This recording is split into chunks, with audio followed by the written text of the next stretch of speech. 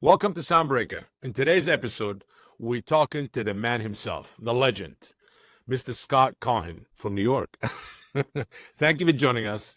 And for our listeners who might not be familiar with you, if they have been living under a rock for the past couple of decades, then I understand. Could you please introduce yourself? Sure. Well, Small it's introduction, please. Small introduction. Yeah, yeah. because we're going to dive into it. I'm Scott Cohen. I'm currently the CEO of a company called Jukebox, so JKBX. But I think I, I'm not a legend, and no one should know me. But I did start a company with my business partner Richard Goddard called The Orchard, which was the first digital distributor of music back in the mid '90s. Oh, we're going to dive into that, definitely. Scott, before we dive into anything, is it possible if you can take us back to your teenage years or earlier than that? What started your love, your passion, your pursuit for music? And would I say, fair to say, also music tech Yeah, together? yeah. It's interesting. Of course, as a teenager, I was totally into music like every teenager of my era. I hope teenagers of this era are still as passionate about music as we were back in the day. I don't really know. I hope so. Um, but when it comes to the music business, which I've been in for, oh my God, well, over 30 years, I think I might be different than most because most people are in this because they're passionate about music. And I am truly passionate about the business of music. I love the music business, and that's what I'm so passionate about. Amazing. This is really amazing. And you followed your passion, obviously. Um, Yeah. okay, fast forward. Let's talk about the orchard, which really kind of, I would say, change the landscape for the music business itself. Your achievements as a pioneer in the music industry, co-founded the Orchard, the world's first digital distribution or distributor of music. It was amazingly remarkable. The early days of the Orchard, I would say, must have been filled with the challenges, success stories, and and everything else that come with it. Can you share some of the insights, some of the stories, the beginning, how this whole thing came together and started? You know, Yeah. I think the whole story is only challenges. Success was a long way off. But if I went to the true origin, so Richard hmm Goddard and I had this record company together in 1990. Richard's the legend. I'm not the legend. He's the legend. Like he was a famous songwriter. So back in the 60s, he wrote songs like again, do you know like My Boyfriend's Back? My boyfriend's back. yes, Or absolutely, yes, the song I Want Candy. uh I huh, want candy. Dun, dun, dun, yes, dun, yes, dun. Like he wrote absolutely. those songs. He produced Wow. lots of artists. He produced like Blondie and the Go Go's and like all these hit artists and songs. And he co-founded Sire Records with Seymour Stein. So Sire Records that Slayer went on Records, everything from correct. all the great punk stuff in the 70s, the Ramones, the hmm Pretenders, the Talking Heads. hmm Madonna was Sire. So I partnered with him on a record label thinking, wow, this is amazing. Like, because Richard is a living legend. And we started this label. What happened was I thought he knew how to run a label since he founded Sire Records. But as it turned out, he didn't really run the day to day of a label. He was part of it in other ways. And I didn't know what I was doing. I was a young artist manager living in New York, and hmm I didn't know how to run a label. And so the label ultimately failed and failed very spectacularly. I lost whatever money I had. I wasn't a very, How long did it without much money. last? The And it label. lasted a couple of years, but the failure started immediately. Like we needed Would you share the name? copies. Could you or No one would know this record label. It was so bad. It was called Soul 3, SOL and the number 3, as in uh, third planet from the sun, Soul 3 Records. And we used to say, oh, it's sold 3 records because, that's what we did. So yes. we couldn't even sell 4. And so the thing about it was we were so bad at everything we did as a label, we had to get a bit creative. And this is kind of the origin of all of it for me, is what we did was we hired a bunch of interns from New York University. And when I say hired, I mean they were free interns. which I would never do in today's world, is hire free interns and not pay them. But I didn't know better back then. And we didn't have any money either. So we got 10 interns because we had 10 computers. And we had 6 phone lines because you needed the phone lines to connect to the World Wide Web, which was this new emerging technology in 1995. And we would have them, and it was very expensive. And it was AOL. Was it AOL also? It was exactly. It was AOL. I remember. And you had to pay. You had to pay Yes. for AOL for every minute you were online, and you had Correct. to pay the phone company for every minute you were online. And you remember that famous ring of AOL when Oh, you yeah. get online? Yeah. Absolutely. Absolutely. So we had this, and what we did was these interns would log on to AOL, and they would go into message boards where people were talking about music. Because in 1995, all you could do was talk about music. There was no video, there was no photos, there was no music. It was a lot of text and some really bad graphics. And so they'd go into these message boards and they'd see people talking about music, and they could click on the username and send them an email. And so they'd send them an email. They're like, hey, I see you like this band. Well, we have a band on our label called so-and-so. You should check them out. And in 1995, what was extraordinary was we got 100% response rate. Every single person we sent an email to responded. They'd go, because you have to imagine, it's 1995. It might have been the first email they've ever received. And they got that. So everybody was excited about it. Yes. Yeah. And then they open it and they're talking, and it's about music. It's about the genre they like. So it was a whole thing. It was new and fresh and slow and expensive, but new and fresh. And so, they'd write back, thanks for sending me an email. Where can I check them out? And they'd send them another email back. Where do you live? And they go, I don't know, Akron, Ohio. And we call our distributor and like, oh, I think we have one CD in Cleveland. How far is Cleveland from you? And and it was all this back and forth. And sometimes they'd send us a check and we'd send them a CD in the mail. Yes. All of this started getting our heads wrapped around what the web would be. Not even could be, would be. It was a foregone conclusion that, in our minds at least, that people would be creating content and consuming content digitally, that the computers would get faster, smaller, phone lines would get faster, things would happen on mobile. Like we had all this mapped out. So in 1997, Richard and I opened the Orchard as the first ever digital distributor of music.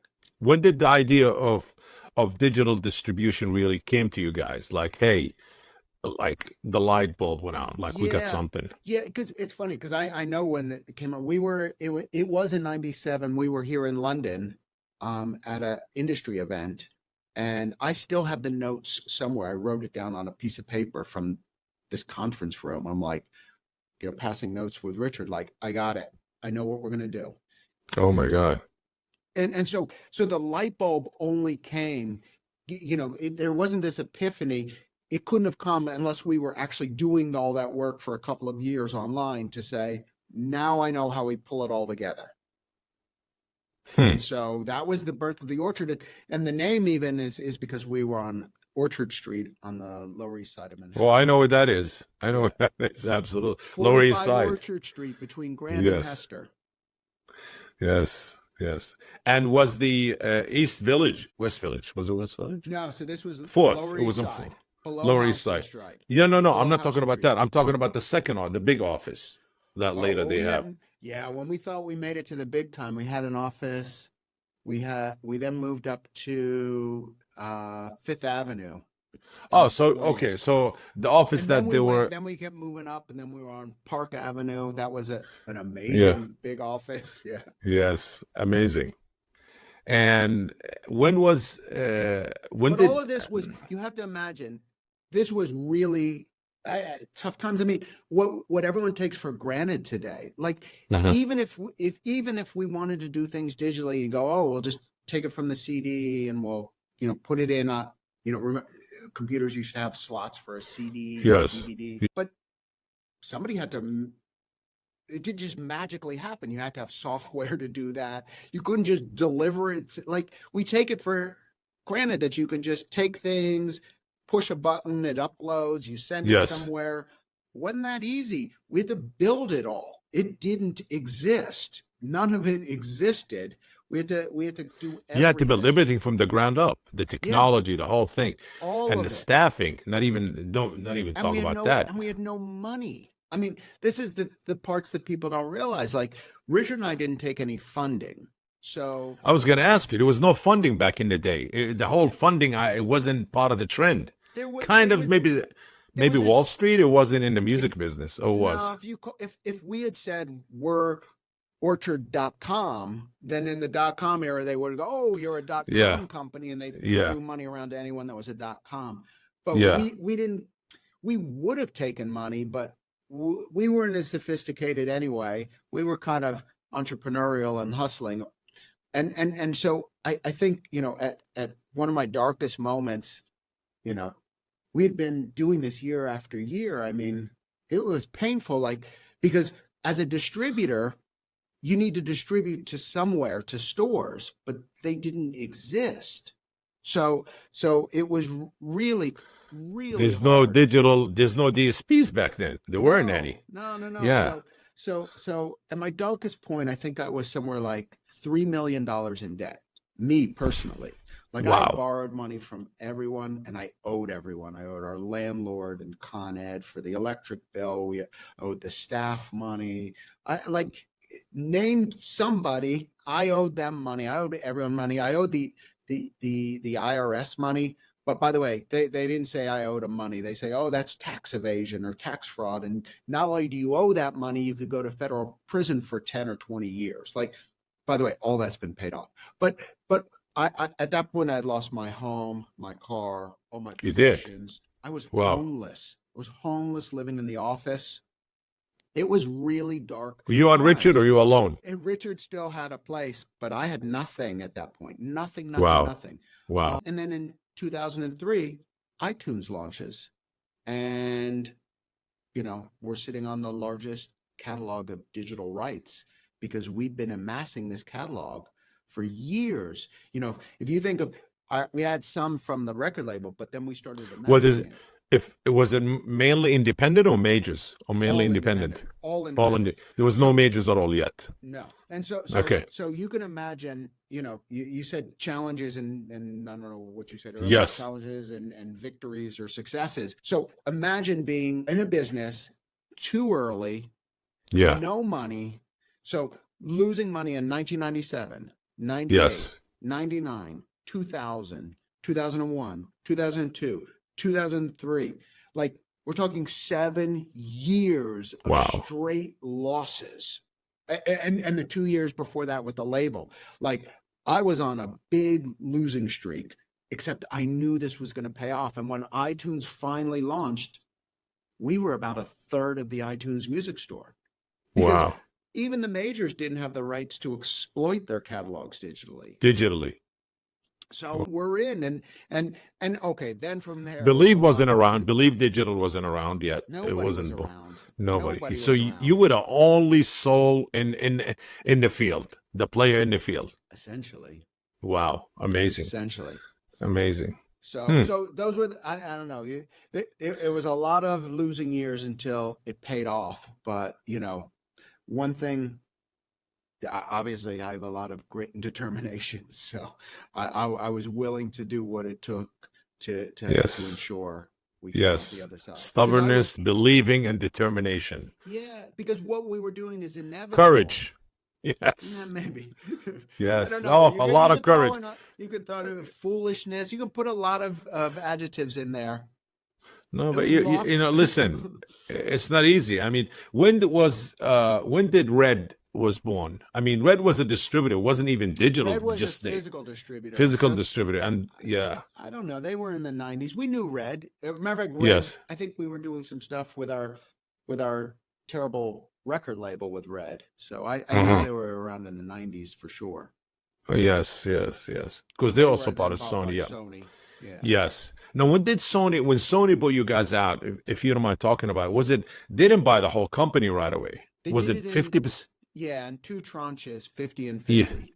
I will say that though, that right before the launch of the iTunes, a friend of mine, Danny Stein, and his business partner, Joe Samberg, who we had known, Richard and I already knew, that was the first time we took in some money, and we sold them a large portion of the company because we needed, he made a very compelling argument that we needed growth capital, that he knew the situation we were in. He knew I was deeply in debt. He knew But all he these saw things. the opportunity. He also saw the Yeah, future he with you, did. And or he through said, you guys. yeah, he said, take my money. You pay off all your debts. He didn't take my money. He buys a part of the company. Yes. Like, I'm going to invest. You Yeah. buy off, but then you get the growth capital. Because if you don't do this, what's going to happen is new competitors are going to come into the market, which they Yes. did. They're going to Yes. be fully funded. They're not going to have all these skeletons in their closets. They're going to have they're just going to be fresh, and they're going to go and take your business away from you. So get the growth capital in now. We all knew iTunes was going to launch and be big. Now Yeah. let's build up in new markets where they're not. Let's grow this and, kind of blocking and tackling so that you can maintain your position as the biggest distributor in the world. Wow. Interesting. Really interesting. And then after that, they bought the rest, and that was it. Yeah, yeah. Then Sony invested, Yeah. and by the time I exited in 2019, I didn't have any equity left in the company. I was completely out, and Oh, very not too long happy. ago. Not too long ago. Yeah, Greece, like yeah. 5 years ago. Yeah. So I stayed there essentially 22 years, but when I was there at the end period, I had no skin in the game anymore. Which is kind of why I left, because it's like, I've done what I can do. What more do you want from me? Like, I've really given this everything, and there's nothing more for me Amazing. to prove. You shaped the business, my friend. You really did. You changed the path of the whole business. Part of that era, you were one of the people responsible from physical to digital because you set the foundation. It's like, okay, a store open, but the store is not going to operate on its own. They need they need a delivery mechanism, Yeah, and the orchard was the first. yeah, yeah. Amazing. So yeah, they were challenging times, but Yes. it's funny because now I can look back and romanticize it, and like, But let me oh, ask you something. amazing and fun, but You know, it's everybody's problem and my problem also, and everybody else. You were ahead of the curve. What ignited the idea for you to say digital distribution? Was it Napster? What was No, it? we were years before Napster. Years. So, Napster wasn't so, until June of '99. We'd already so been where did you operating for see the years. writing on the wall? Like you got a crystal ball, Scott. It's Literally. it's looking at what's happening in other industries. So it was looking at what was happening in the telecom industries, looking at what was happening in computing, and just seeing how obviously we would be able to leverage that for the music business. I think it was either 98, no, maybe it was 19 at the Orchard. So still in the rough days, we set up a program to do the first downloads of music over mobile network.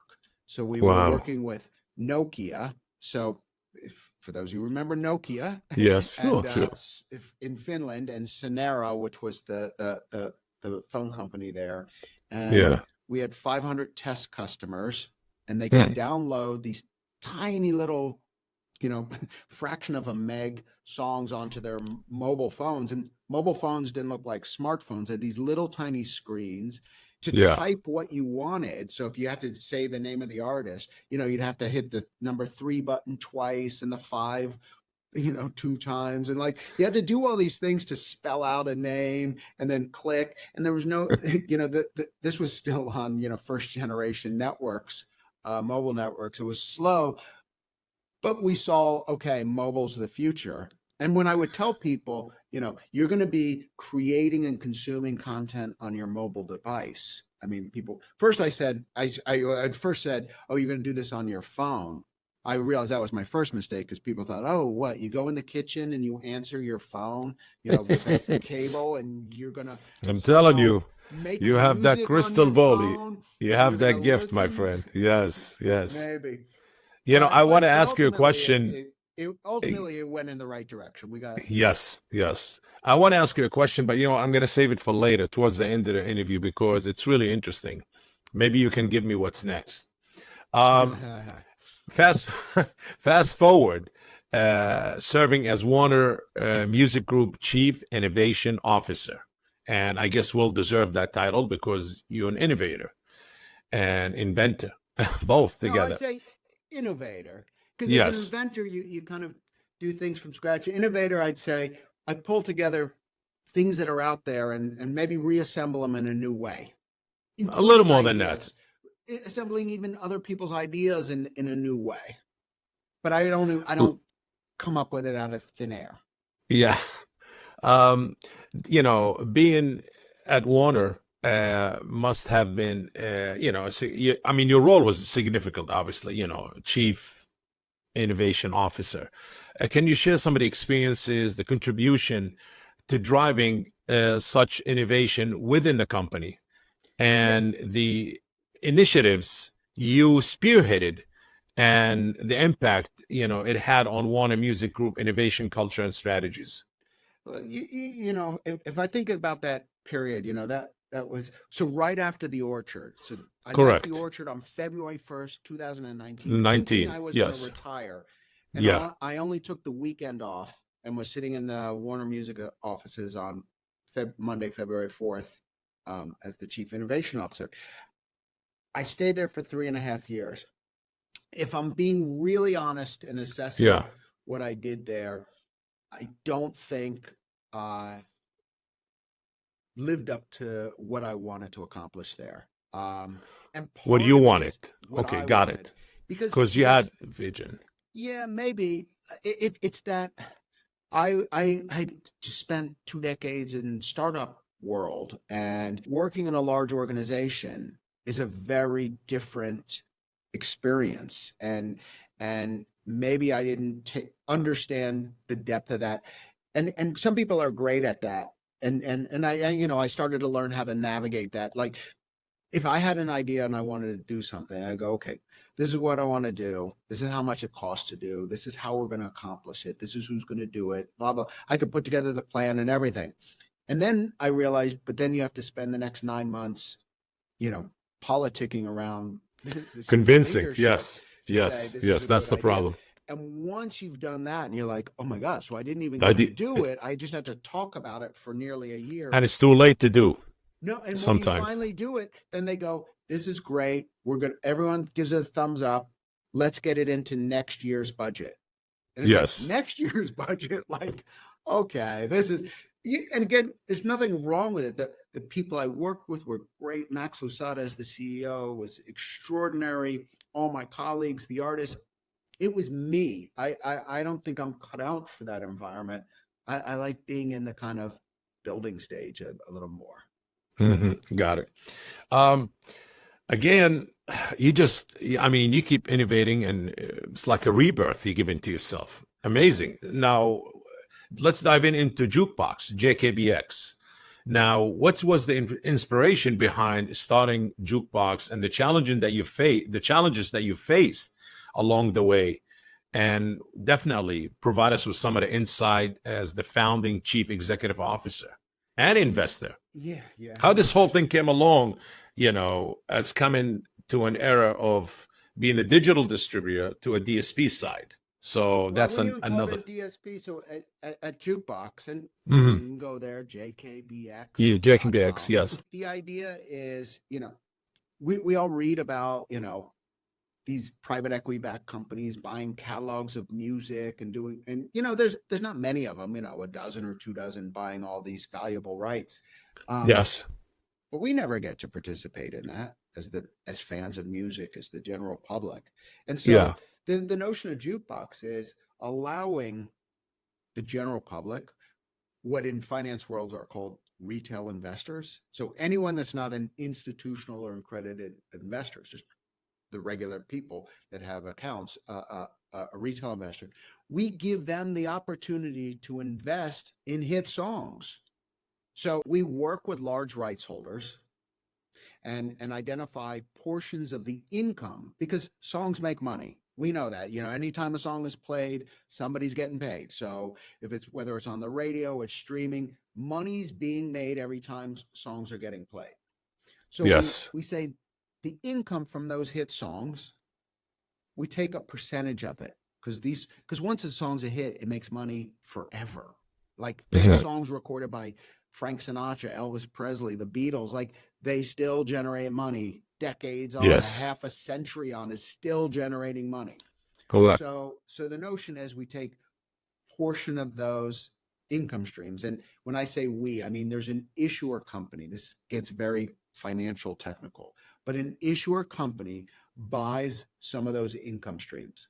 The copyright stays with the copyright holder, buys a percentage of the income streams.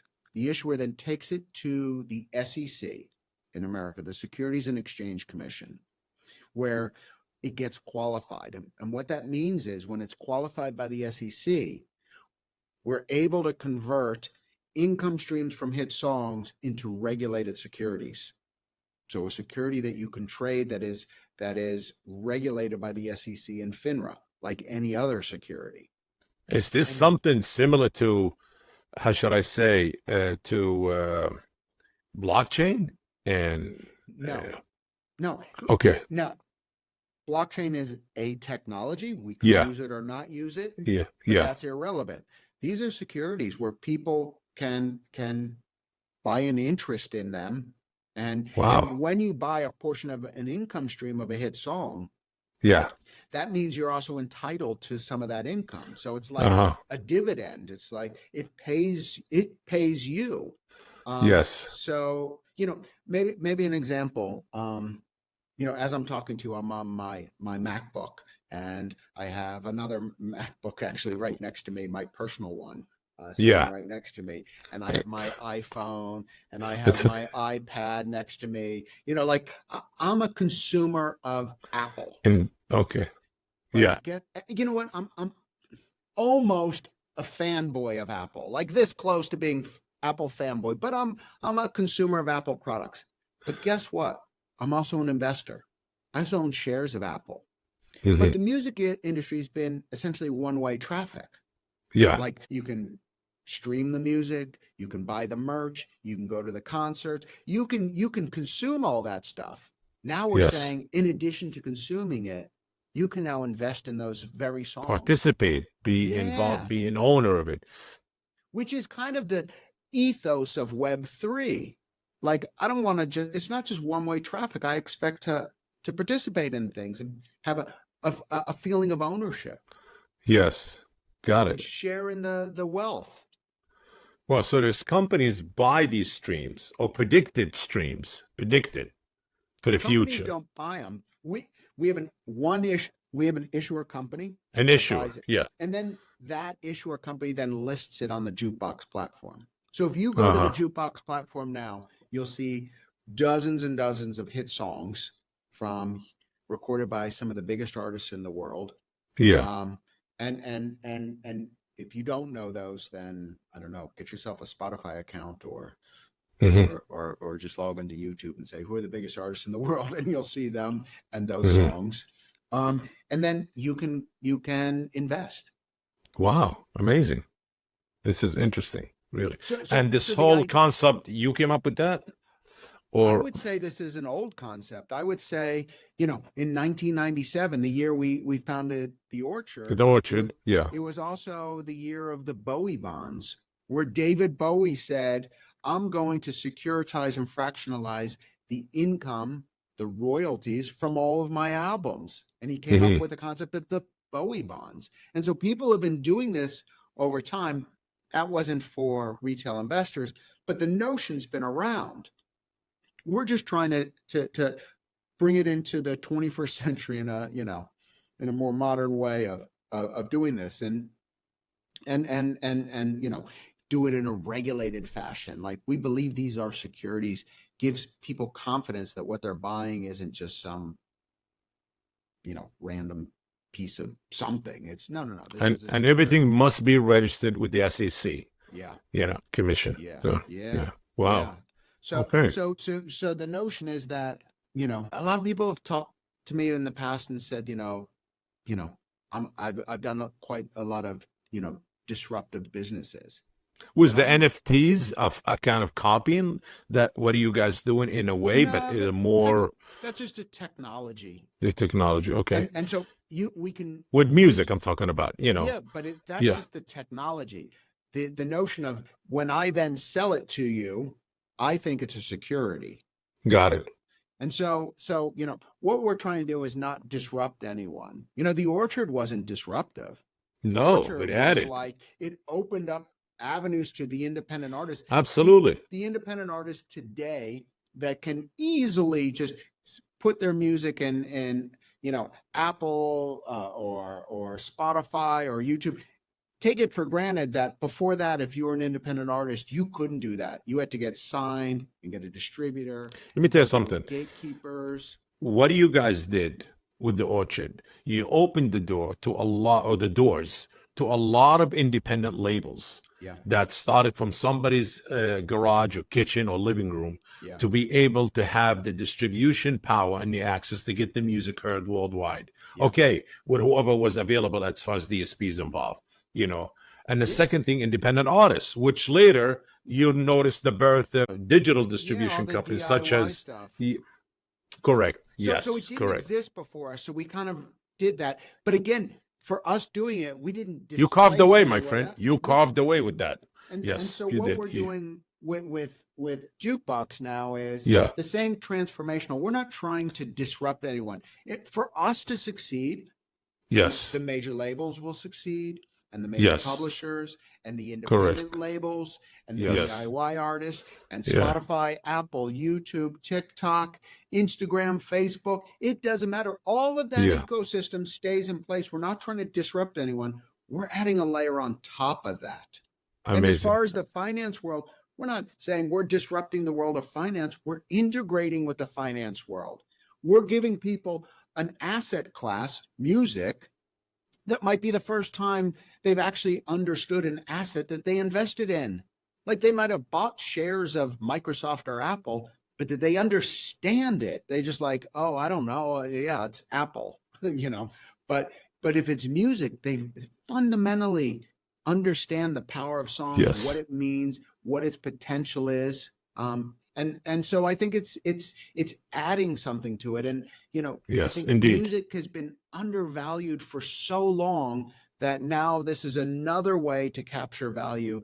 And when we're capturing the value, it benefits the rights holders, it benefits the fans and the investors, and it benefits the songwriters and the recording artists. Without them, there is nothing.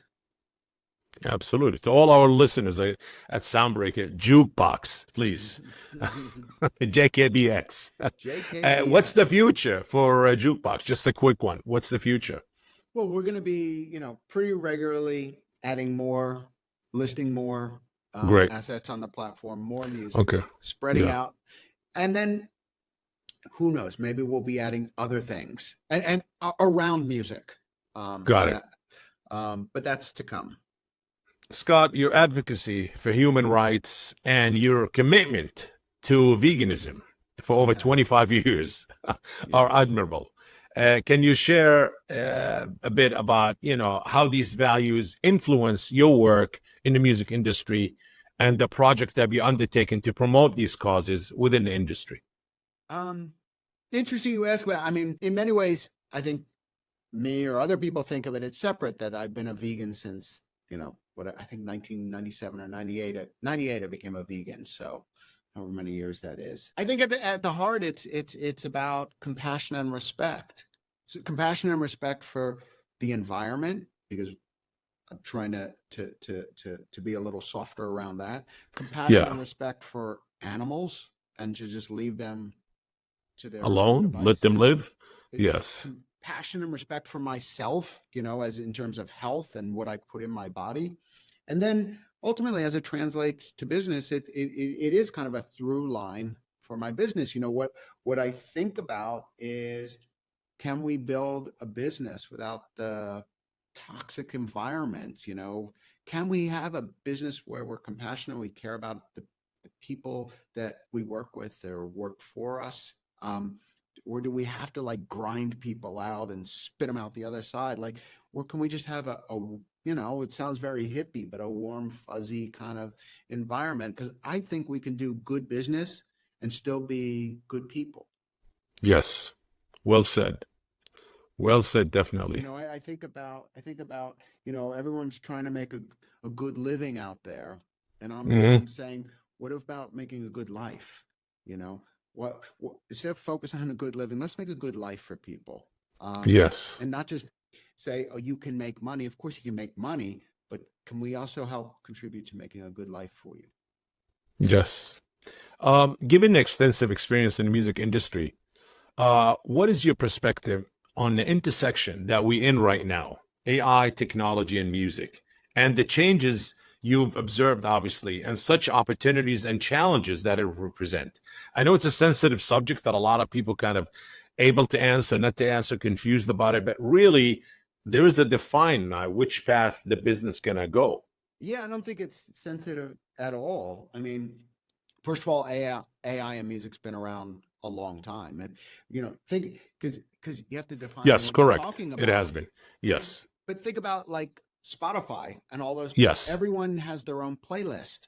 Well, what do you think? A human listens to every song that's uploaded to the platform and then determines what songs you No. like and your No. friends like, Mm-mm. or is AI serving up music that you might like? So, in that sense, AI has already been part of the music business, so much so that you couldn't imagine it another way. Could you imagine just Correct. going into the Spotify, you know, app, and instead of having playlists and recommendations, it would just be like a Google search button in the center, like, what do you want? Like, I don't know. Well, what's in there? Everything. What do you, you know, like, how would you serve it up and personalize it? So AI has been doing this a long time.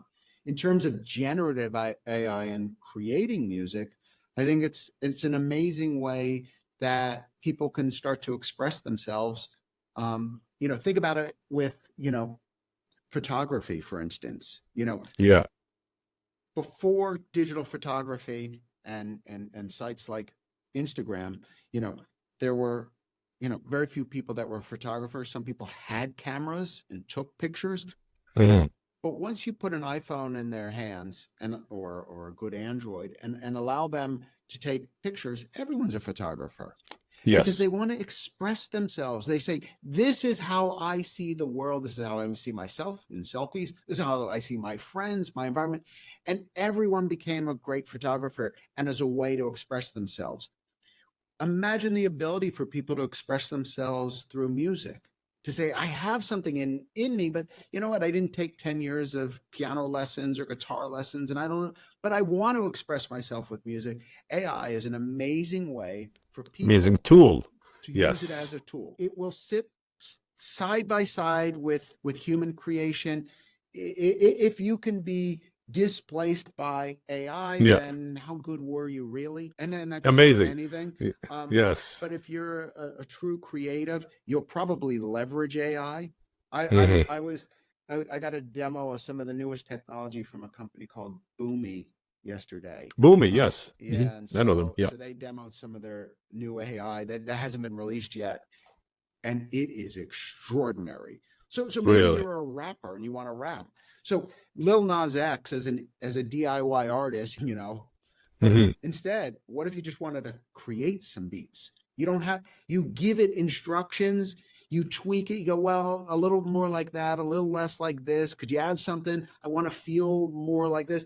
And you create something, but also I want some new sounds. Could you put a sitar in this and whatever? And you just keep giving it instructions and refining it.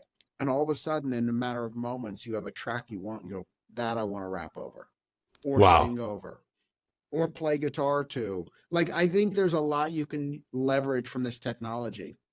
So you're saying embrace it, welcome it, Yeah, use it as a tool. Don't be afraid. Don't no, don't start saying this and that. correct. Just grow with it. Yeah. Absolutely. I wanted to ask you something, and probably you're the right person to ask. I had many people on the show on my podcast. I had a record label, like I'm a distributor myself, and all of that. What is next? You watch the towers, music goodies, the FYEs, and all of that. I've been through that era. I had account with all of them, so I know the whole procedure, the bass sides and everything.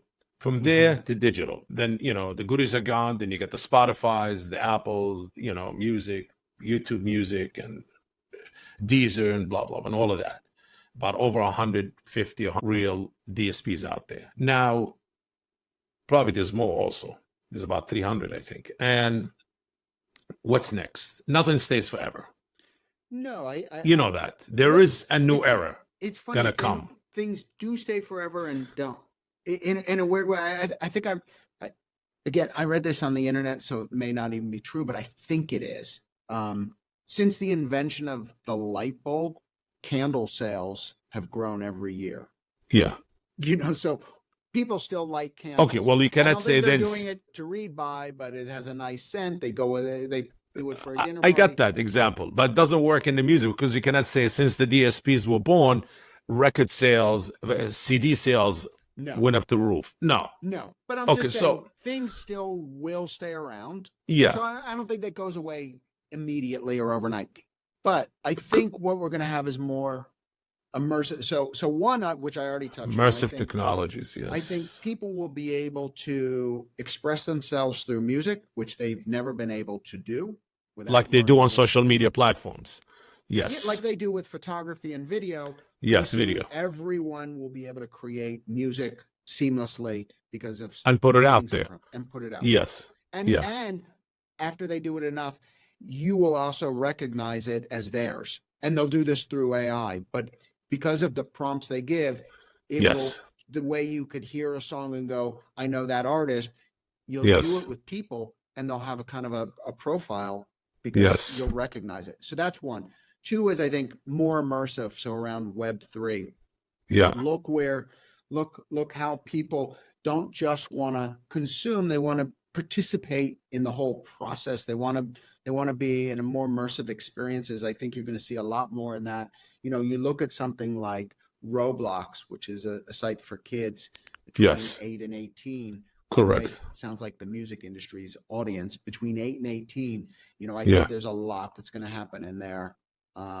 Where gaming, but it's not pure gaming. It's not gaming as we know it, like Grand Theft Auto or games. It's I think the line of gaming will be blurred significantly. What we call gaming, I think these are just going to be immersive environments. There's also augmented reality and VR, but these are which is mixed realities. And mixed reality. Yes. When I think about things even like augmented reality, it's been out for years and people don't even know it. And that's kind of the test of when technology happens. Like, think about this.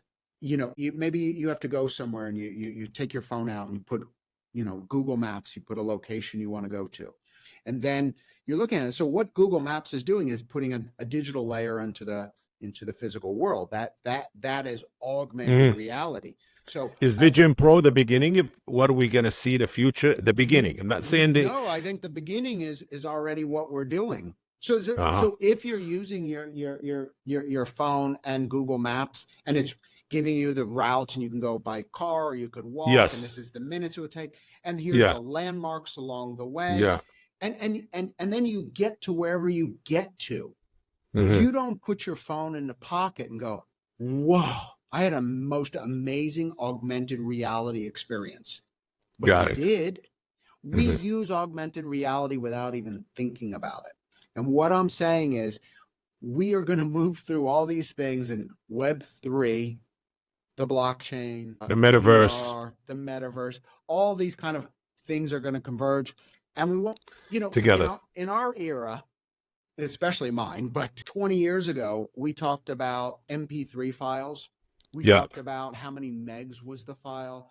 We talked about was there digital rights management, DRM, was there protection, blah, blah, blah. What service used what? So there were WMA files and MP3 files and AAC files right? Everyone talked about it and depending on the device and this.